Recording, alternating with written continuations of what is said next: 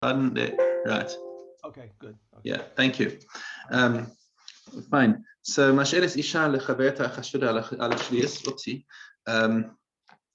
She's following on in this vein of not helping people to do averas.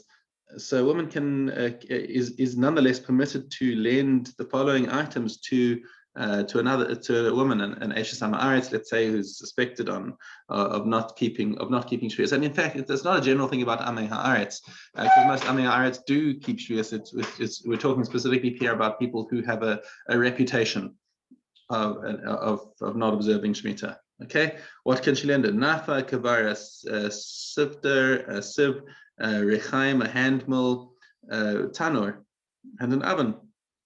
Because all of these things are complete. They have legitimate uses for food that's not Shemitah produce. So there's no reason not to lend them to the neighbor, even though she might use it for an avera. However, aval lot tavor v'lot titchan ima, but she shouldn't come and actually work with her, because now if she's actually dealing with Shemitah produce, that's now mamish helping the yadayim to do an avera.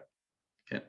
Eshes chaver, the woman of the chaver mashelis le'eshes ha'ma'aretz nafa ukvara. So this is now switched contexts. We're now no longer specifically talking about Shemitah. We're talking here about Tumah and Tara. Okay, she's allowed to lend to the wife of the Ha'ma'aretz a nafa and a kavara. That's the sieve and the sifter. Boreres v'tochenes u'merakeres ima, and she's allowed to sort and grind and sift, and merakeres it's part of the preparation of the flour. But all of these stages are in the dry stages. And as we know, the produce is not susceptible to tumah until it gets wet. So as long as the produce is all dry, then the Eishes Ha'ma'aretz can work with the Eishes Chaver. I mean the other way, because there's no tumah involved. As soon as she puts the water into the flour, then she needs to excuse herself and say, "I'm sorry, I need to go home now," because the Eishes Ha'ma'aretz is presumed to be working in tumah, and she's going to be matame the dough. Now, in general nowadays, there's no issue with this because we're all tamei anyway. But there are, obviously issues of tumah and tara with dough. If I think, well, now why is it in Avera? Let me just check this. Why? I think there's an inyan of not being dafka being matame dough. Biadayim if it's already tahor. Because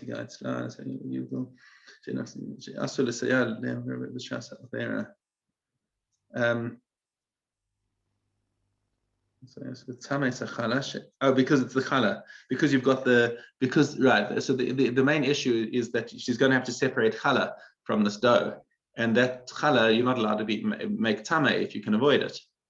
So nowadays it's not shaykh, because we've always got tumah involved. But when there was an option to keep it tahor, then you shouldn't be helping somebody to make tameh dough. Okay. And all of the heterim that we give to assist the Amei Ha'aretz and the Over Avera, all of these things are because of Darkei Shalom, when we have a heter to deal with them and be tole that they're doing something for a mitzvah, that it's not at least for an Avera. And furthermore, while we're talking about Darkei Shalom, we repeat what we said a few Mishnayos ago. We encourage the Jews, the non-Jews during Shemitah. If they're farming the land, we say have a wonderful harvest and bless them, and about lot Yidei Israel. But you can't encourage Yisraelim who are working the land B'Avera. B'Shalim B'Shloman, and you can strike up conversation with the Goyish neighbors and be friendly to them. Mipnei Darkei Shalom, because you want to have peaceful relations with your non-Jewish neighbors. Okay. Perik Vav, Shalosh Aratzos L'Shviis. Now, geography. There are 3 geographical territories as far as Shemitah is concerned. Okay, Koshech Ziku Ole Bavel. So the main part of Eretz Yisrael and where all the laws are enforced is the place that was conquered by the people who came back from Babel after the first Galus. Okay, so they came back and conquered a much smaller area than the area that, say, David or Shlomo ruled over. Okay, Me'eretz Yisrael Ad Kaziv, and the northern boundary was Kaziv, Achziv, Nachal Achziv up in the north. Okay, Lo Ne'echal v'lo Ne'evad. So Lo Ne'echal could be referring either to the produce that requires bior, that has to be removed after it's no longer available in the fields, or it could also be referring to the Isra of Svichim. When Svichim, that's the annual produce that sprouted after Rosh Hashanah. Okay. Which we said that Chazal made a gezerah that you're not allowed to have anything that sprouted after Rosh Hashanah. Me'ikar adin min Torah, that produce should be okay if it sprouted by itself and you harvest it by yourself and as hefker, then it should be fine. But people were planting stuff and saying, "Oh, look, this grew by itself." So Chazal made a gezerah that against Svichim, and that applies in all of Eretz Yisrael. Okay, lo nechal v'lo ne'evad, and the land may not be worked. V'chol she'echziku olei Mitzrayim. Then there's a second area, which is where the olei Mitzrayim conquered. So that's the old, with Yehoshua, those boundaries over there. Mikaziv v'ad nahar. So outside, so north of Nachal Achziv until another river. Now, what's this other river? There are lots of, you can see in the commentary over here, there's drushes upon drushes about exactly where is this boundary over here of this river. The Nahar could be, it's coming out of my sick. Mishna Nahar Kismia. That's what Rav Shaul Yisraeli says. Okay, because ad Nahar ad Amana, and I'm not sure exactly where Amana is, but we're talking in the north. So that sort of area over there. Ne'echal aval lo ne'evad. So things that grow there, we're allowed to eat. And this is where the nafkamina comes between whether it's talking about the Isser of Svichim or the Isser or things that require bior. But because it's not it's only a derabanan that we have a shmita in these areas, so we're not allowed to work the land, but you are allowed to have the things that grow in those areas. Okay. Min hanar ve'umei amana v'lifnim. And then the further boundaries outside of that, did we mention Syria? Sorry, Syria, I think is part of that second group. Let's see so Syria. Tulamana? I'm just looking for where Syria fits into that. I remember seeing something in the commentary about this. I think I'm pretty sure it's in the second group because we know that Syria has a lot of the dinim of Eretz Yisrael. It says here, the Mishna refers to the southern border as from Eretz Yisrael as something well known, which precludes the river's identification as Nachal Mitzrayim in the south. Nor can it denote the Euphrates in the north, since our Mishna refers to Eretz Yisrael and not to all of Syria conquered by David. Mm-hmm. Does that help you at all? I don't think so. Oh, there we go. Yes, I found Syria over here. It was yes, Syria is in that middle group where you're allowed to eat the produce that grows in Syria. Even the svechim are permitted according to Rambam, but you're not allowed to work the land. We have that. Remember, we had with Syria also that you have to take trumas and masros in right. Syria midrabanan. Okay, nechal v'lo ne'evad. Okay, v'umina nar me'amana v'lifnim, and outside of those boundaries, nechal v'ne'evad, that's completely chutz la'aretz, and there are no restrictions at all. Okay. Osin betalosh b'Syria. Now, okay, so we have a Mishna here dedicated to Syria. Fine. So things get a bit conflated in my mind sometimes. I thought it was going to be in the previous Mishnah, but here we go. Osin betalosh b'Syria. You're allowed to do work on things that are detached from the ground. in Syria. Okay, what basically the conundrum that Chazal were facing over here is that if they allow everything to be, if they take off all the rules for Syria, or the neighboring states, Syria just happened to be the most friendly place for Jews in Israel to visit because it's it was fertile, and there was stuff to do over there, and the problem was that in the Shemitah year, the Jews are looking around saying, we can't work the land over here, we can't do anything. Let's just go to Syria and we can do our stuff there. And then you're encouraging Jews to leave Israel. So they slapped another gezerah on Syria to say, well, we're not going to make it worth your while to go and to leave Israel for this reason. So the problem is then that they also put restrictions on the Aniyim. And the Aniyim were unable to make the panasa that they should have been able to make without restrictions in Syria. So they had to make a sort of a halfway gezerah. So they permitted people to work on things that were detached from the ground already in Syria, but not what's attached to the ground. So now the Mishnah gives examples of this. Dashim v'zorim v'dorchin v'amrin. So you're allowed to thresh, and you're allowed to winnow, and you're allowed to grind. Dorchin, I think, is to it's to walk over things. Dorchin anavim. That's for grapes. So you're allowed to press the grapes. Ma'amrin, and you're allowed to make bundles. These are things that you wouldn't be allowed to do in Eretz Yisrael during the Shemitah, because that doesn't look good for obviously it's not one of the Daraisa mitzvahs in Eretz Yisrael, but Chazal said you shouldn't do these things in Eretz Yisrael because it looks like you're doing work during the Shemitah. However, no industrial scale harvesting, or botzer is the grapes, and moskim is the olives. Just different verbs for the harvesting of different produce. So here's a general rule. You can have anything that the similar activity would be permitted in Eretz Yisrael, so what that really means is that what you can do in Eretz Yisrael with a shinoi, what Chazal said you can do with a shinoi, you can do straight without a shinoi in Syria. Okay, so and similarly with working with detached produce that is only aser midrabanan, and therefore it is permitted even in Eretz Yisrael with a shinoi. You can do it without any kind of shinoi in Syria.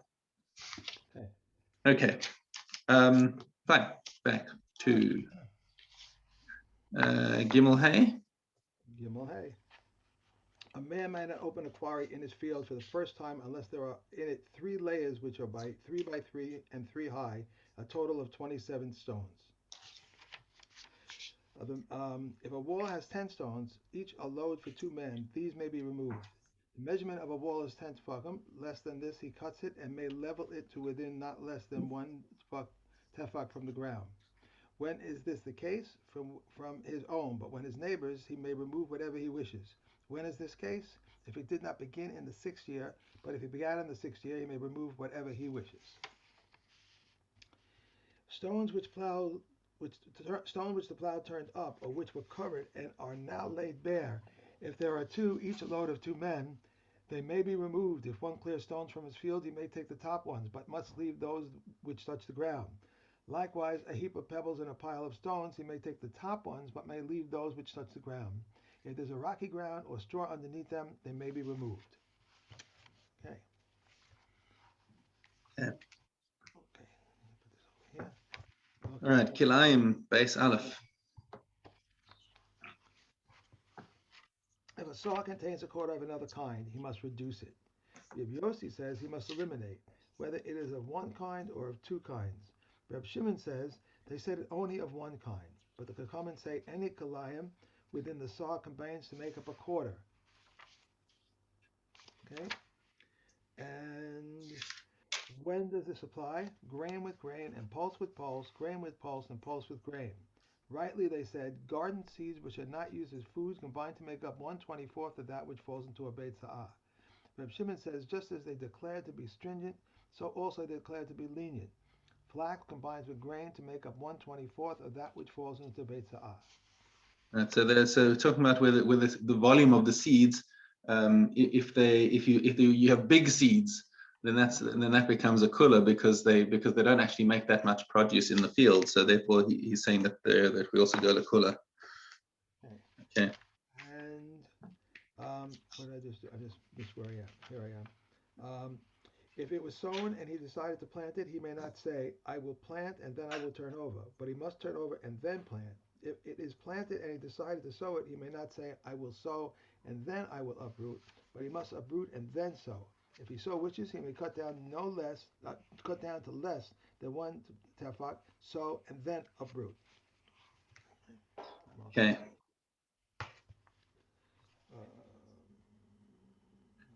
Okay. Paya Aleph base. Wait, no, what am I saying? That's a different. That's the wrong bookmark. Beg your pardon. We're in the Zavim, yeah. Hey, Zion. One who touches the zav fluid of a zav, or his saliva, or his semen, or his urine, or one who touches the menstrual blood of a nida, contaminates two and invalidates one. Once he separates, he contaminates one and invalidates one. This ruling applies equally to one who touches and to one who moves. Reb Eliezer says, providing that he carries it. One who carries the contaminated saddle of a zav, or one who's carried upon it, or one who moves it contaminates two and invalidates one. Once he separates, he contaminates one and invalidates one. One who carries an animal carcass or purification water of an amount sufficient for sprinkling contaminates two and invalidates one. Once he separates, he contaminates one and invalidates one. That's in general, our rule is that while you're still in contact with the source of tumah, the person acts like he's got an electric he's like a conductor. Right. So he acts as a direct conduit of the tumah, but as soon as he separates, then he drops a level of tumah. That's our general rule of a person. I was just thinking, because of this thing mentioning about the saddle, and if you touch a saddle, if you ride on something like that, it's a crazy thought. But when Yosef went to look for the goblet that was missing, the coast. Yeah. Right, and it was Yosef, and they said, was Yosef who said it, was a servant? But he said she said to him, I can't get off the saddle if you don't mind. I'm in my that was Lavan. You're talking about Lavan and Rachel and the Trafim. Right. So I was just wondering if maybe this was before Sinai, but I wonder if maybe they were still following through many of the halakha. So maybe he was thinking about, well, if that's a position, I don't want to get contaminated or something. I need to be. I was just wondering. Right. She was sitting. I don't think she was sitting on the animal. I think it was inside the tent. It says he went into Rachel's tent, and so she was sitting on a cushion on the ground, and the Trafim were underneath her. So, and she was saying. So it wasn't a merkav then. I think it was a mishkav, if anything. But she was sitting on the cushion on the ground, and he searched her tent but couldn't find anything, and she couldn't get up for him, and she was sitting on it. I thought it was an animal she was sitting on. Why am I thinking about that?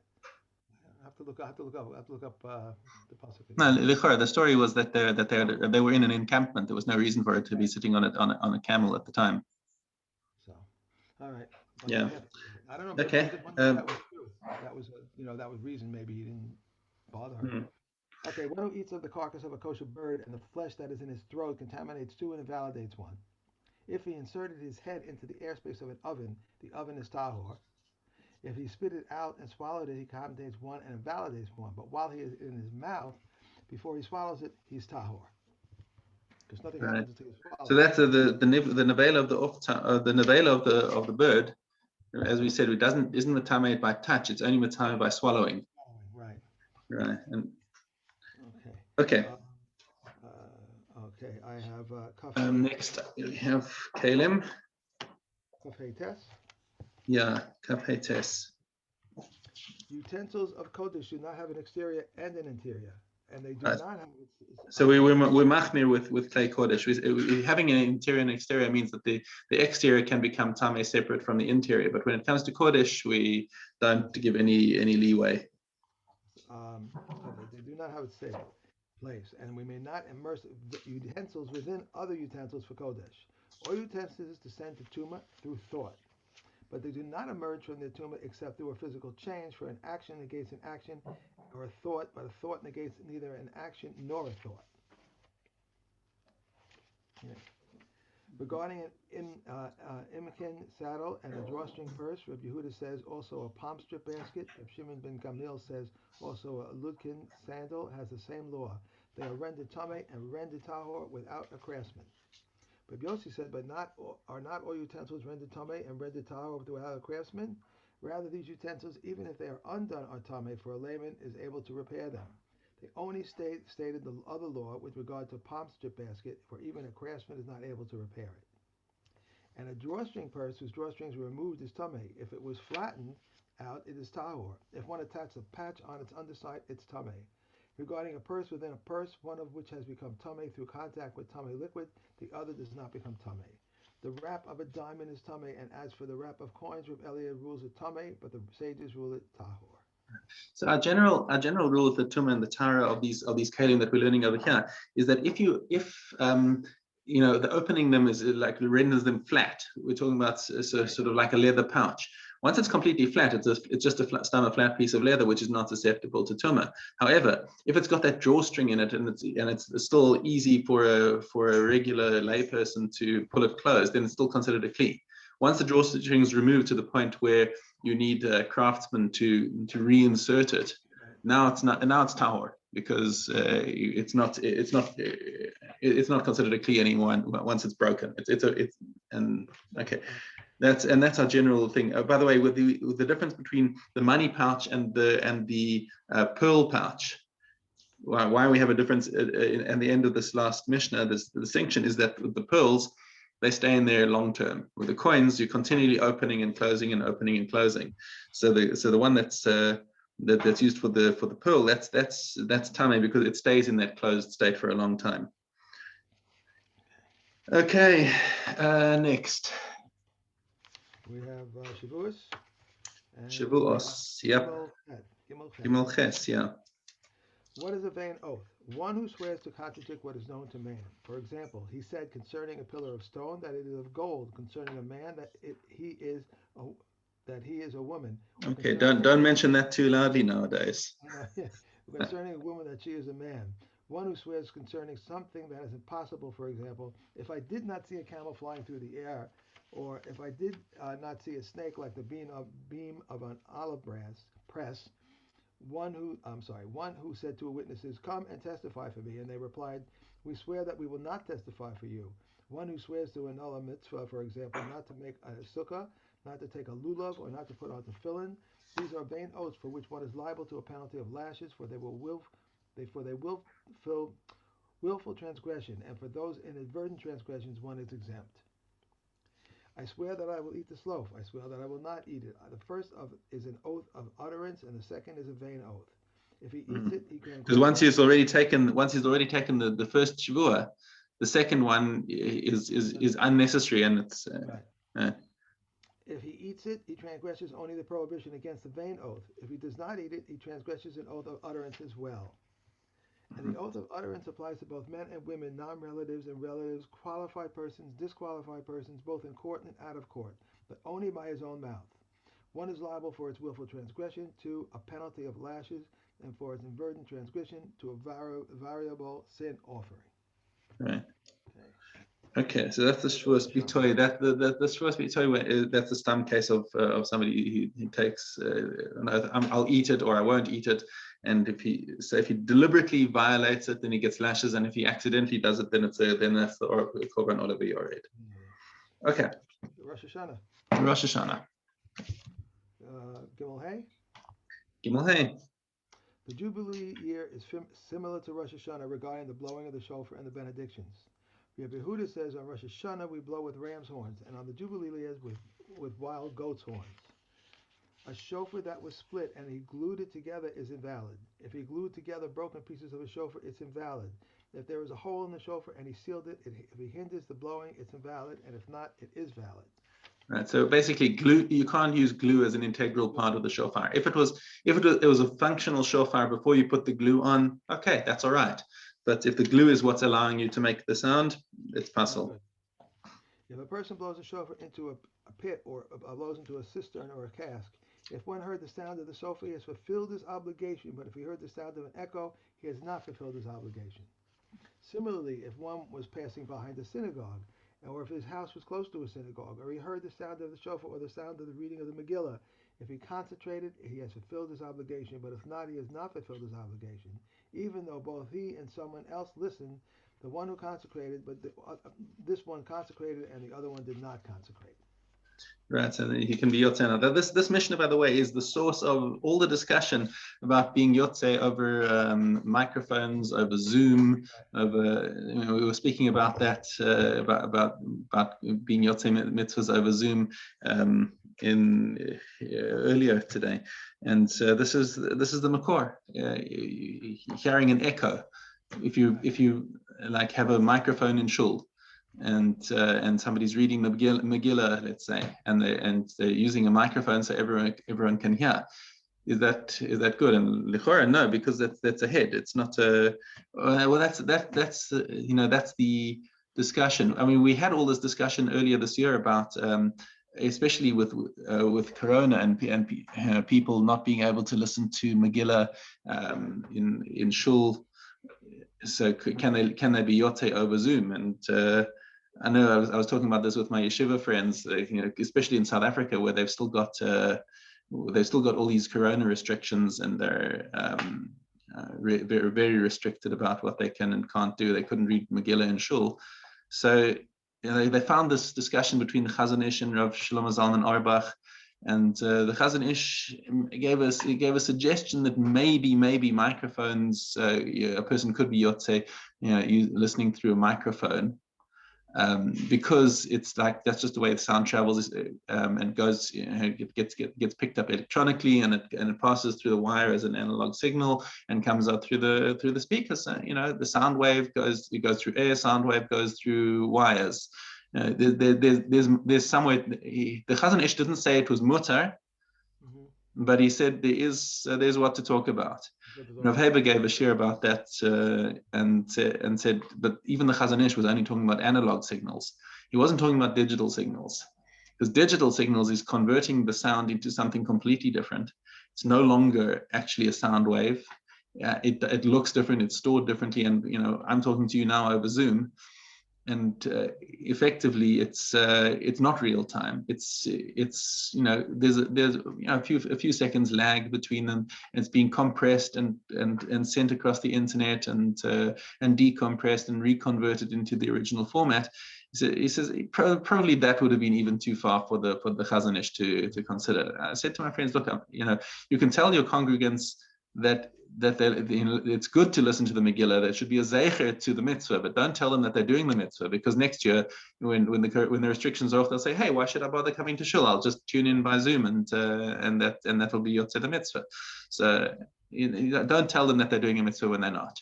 That's the whole discussion about Kol Isha. Also, some hold that using a woman singing through a microphone, it's not the same as or singing just directly, without the mic. Interesting discussion. Yeah, it's a long discussion. It's going to go on and on. Okay. Thank you very well. Okay, you just take care of yourself and take Okay. Have a wonderful day. Your daughter and everything. Have a great day, and I'll see you tomorrow, Mr. Shem. Okay. Thank you. Bye.